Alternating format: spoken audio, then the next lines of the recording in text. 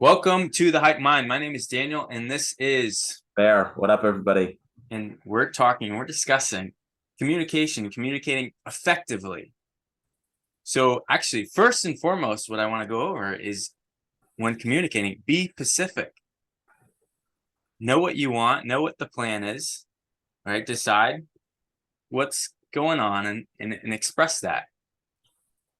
So often I see this, it's not the case where, you know, communication's vague or flaky, especially when making plans or expressing needs. Right. You don't know what you want. It's not clear. It's just, in the end, it is ineffective and it just makes things a lot harder. So the more you can be specific, the more you can be clear and express that, the easier it makes things. Easier it makes the relationship. Right. Yeah. I mean, that's true. That's how do you ask for something if you don't know what you want? And that's the problem is because you don't know Mhm. what you want, you're struggling to ask for it. Uh, Right. you know, and that's a very valid point. Along with that, I would point out that connection is another big one. Why are you communicating? A lot of times you're communicating um, because you want to connect, right? And I think that's deeper than like the idea of communicating. What's more important, communicating or connecting? Well, probably connecting, right? Like, I honestly think that gets reflected a lot in that old book Mhm. that people always recommend. How to win friends and influence others is whenever you read it and you look at the message. What's the phrase? The message between the lines, right? It's always about understanding people, putting yourself in their shoes, and establishing a deeper connection. And the result of that is better communication. It's a two-way street. You're talking to someone else here in considering their point of view as well. Well, and a lot of times that's where the communication goes downhill. Is we see things from our point of view, we respond based on how we feel, but we forget about the other side. And like you said, it's two ways. It's a two-sided street.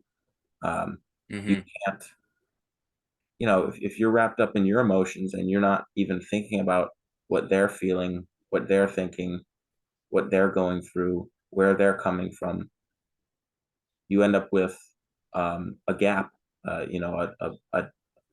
a failed, a failed exchange of words because you guys aren't relating to each other. You're not connecting. You're not relating. You're not understanding each other. Hmm.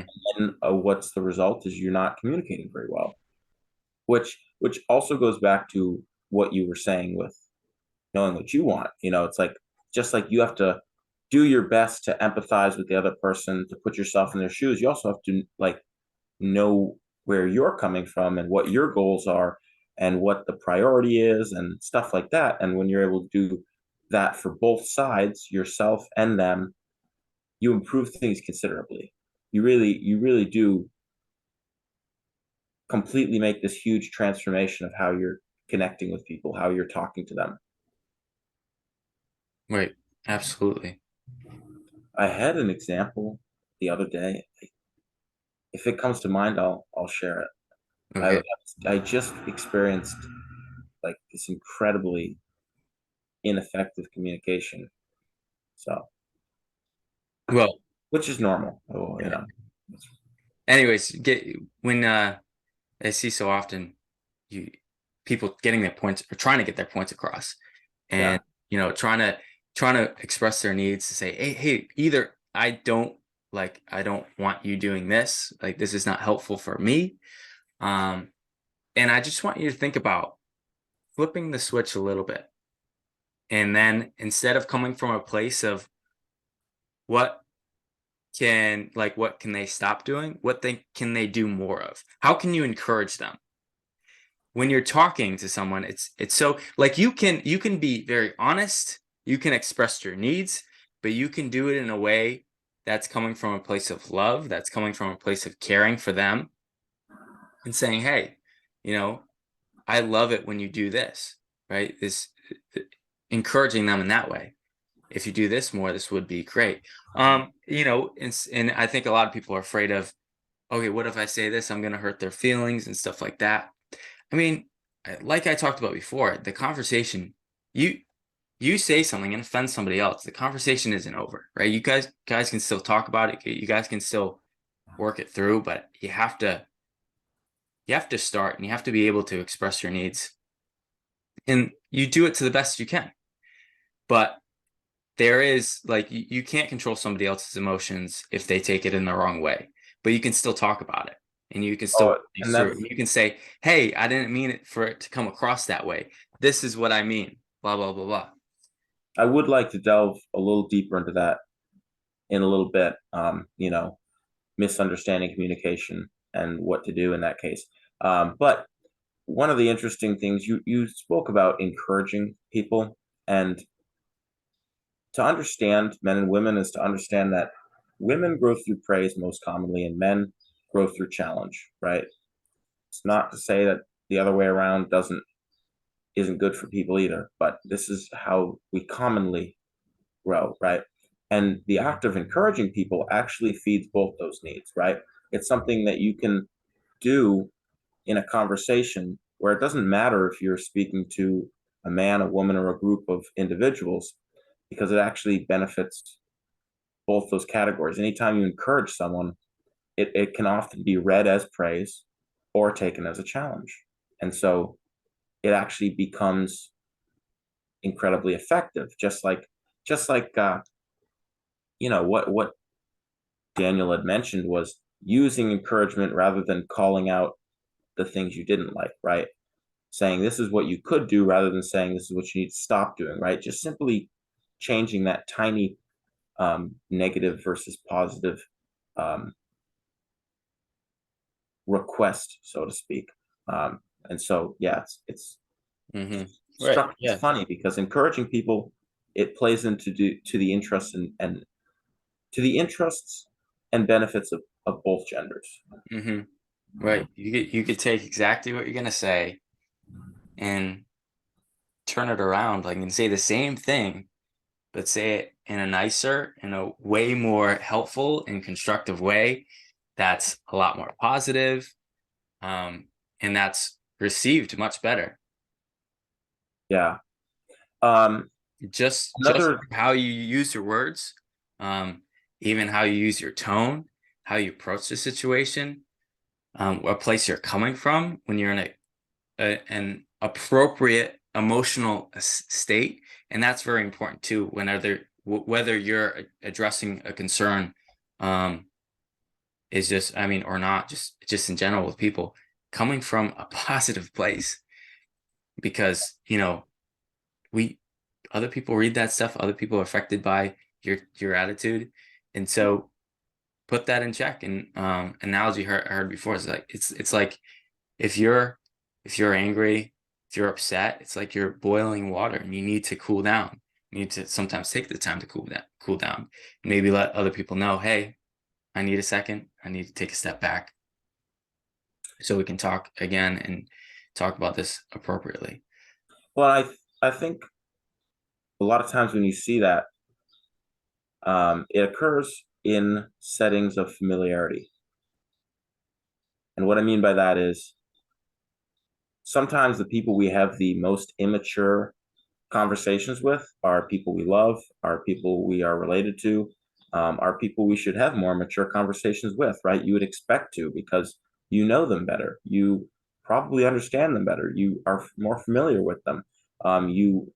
You want good for them, right? They're not just some individual on the street that you know in a neutral position, and they're not an enemy. Um, and that brings up an interesting point because what happens in a lot of situations that cause that kind of dialogue is you may often feel attacked, like Daniel talked about needs, and asking for what you need and communicating that in a effective manner. And what happens is the more connected, the more love, the closer you are to someone, when they fail to do something for you, the more, like, the deeper it touches your vulnerability, right? It's much more hurtful to experience any sort of pain from someone you love or from someone you're close with than from anybody else. And so what happens, which is important to be aware of, is you have to realize that anytime someone says something that might hurt you, right, and it almost like betrays your trust or betrays the love you thought they had for you, etc., right? Like if your family member makes a joke about you and you take it in an offended manner, Right, rather than that somebody else you don't know that's because making that you're same offensive joke or what. right. That's because you're actually more inclined to be vulnerable with people you love, and you know, you don't, you have that, you have that reaction, that natural reaction to be hurt, to be more vulnerable by instances of that with those kinds of people. So it's something to consider. You have to remember, you know, a lot of times those conversations turn south with people we love because of this reason, right? We have to be able to step into it and understand that we are more vulnerable the closer we are to people. You know, the things people say, we don't, what you should be able to get away with, you don't get away with saying, because that connection actually sparks deeper vulnerability to other people. So it's something to consider. So okay, so you're just saying something to consider. Like if you get emotional and you're like, why am I getting upset over this? It's like, well, you're vulnerable in that position. Yes, because of your connection with them. The greater the connection, the more vulnerable you're going to be. Right.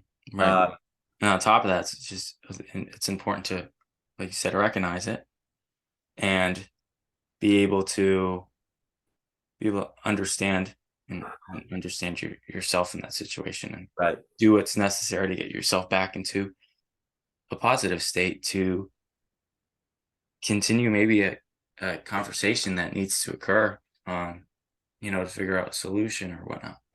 Right. And that's why the point you made was excellent, because no matter what the situation, if you're always striving to keep the conversation positive, um, you know, and to not let it escalate, no matter what your I guess your connection with that other person or experience with that other person is great, because it works on anybody and everybody.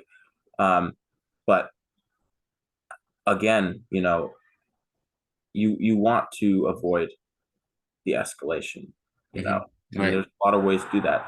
Avoid blaming, right? Avoid putting blame on them. Yeah. Come from a place of an open mind, receiving what they have to Well, say. and that's where the understanding comes in. How do you put yourself in their shoes? You know, before you blame them, was this really something that they did to you or did by mistake? Hmm. And and of course, there's boundaries both ways. You don't want to be too empathetic to the point where you're killing yourself in a sense. That's why you need to know what you want, which again is super important. You really can't go into a conversation without understanding what you're shooting to obtain very clearly, and completely, as completely as possible. You know, because I mean, I say that again because I think a lot of times when you're online and you hear people looking for answers and solutions, it's to family and love related subjects. This, I'm having a problem here. We're not able to deal with this. I don't know how to communicate this. I don't know how to de-escalate these situations. We're always arguing, stuff like that, right? So one, understanding that vulnerability aspect with the connection, but two, understanding where they're coming from, like I mentioned earlier, and like Daniel mentioned earlier, what your goal is. Your goal could be as simple as understanding them better while not letting the conversation escalate. That could be why you're communicating, which is a great reason to communicate. But make sure you know that, because then you don't get sidetracked when they do get emotional about talking about it, and you don't get caught up in something else. So just bear that in mind, because if that's something you're working through, it's something you're encountering, something you are exhausted of. Maybe a reason you're avoiding communication because the communication is never, it never is good. You're like, I don't want to work this stuff out with my parents. I don't want to work this stuff out with my siblings. I don't want to work this stuff out with my partner or my friends because we always get in an argument. It never goes well, right? You know, that's where I'd say, what do you want, right? And maybe the road to what do you want is having a conversation about where they're coming from first. But it can be easily, uh,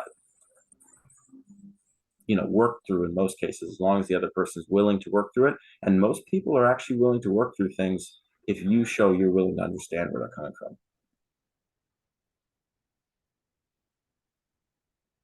Read on that. You also mentioned, what was the thing I wanted to come back to? I knew I'd forget this. Um,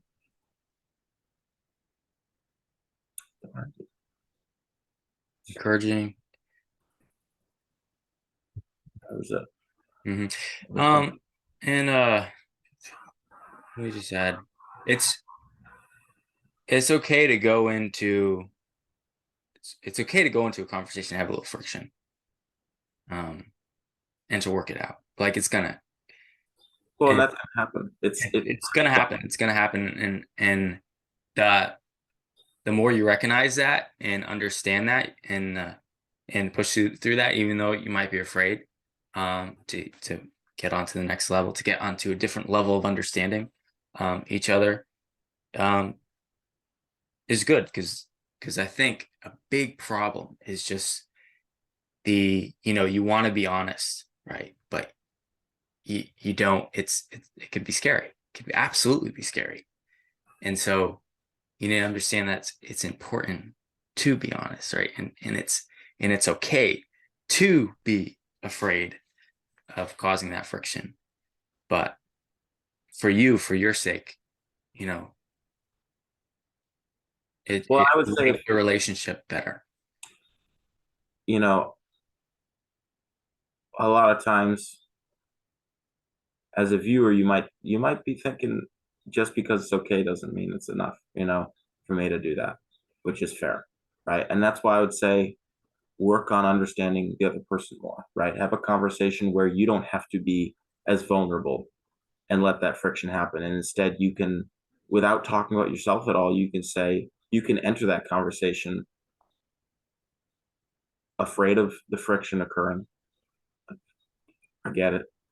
Um, and instead just focus on them, right? Because people love to talk about themselves. People want to talk about themselves. People are ready to talk about themselves. And so, like, if you're worried about friction happening, but you want to solve the problem, you want to be able to have better conversations, you want to be able to connect better, right? You want to be proactive in this sense.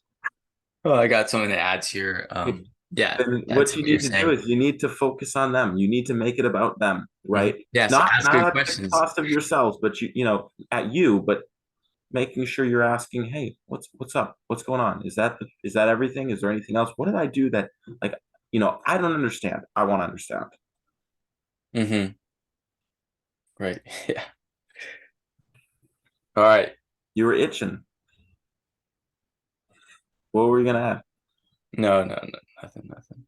No. It was just the only thing was I just wanted to, mention that it was important to ask, good questions and you give the opportunity for somebody to express their own needs. Yeah, and come from a place It- of genuine interest, or do your best. Sometimes that's really hard. You just don't care. You don't want to hear about it, but sometimes you got to fake it till you make it, and that'll make all the difference in the world. But Perfect. yeah, yeah. All right. Anything else, Bear? Now we nailed that, guys. Communicate effectively. Seriously, connect. Put yourself in their shoes. Know what you want. Figure out what you want and Your then life. Be positive. express it appropriately. Just got All right, something. guys. Thanks for watching. Peace. Peace.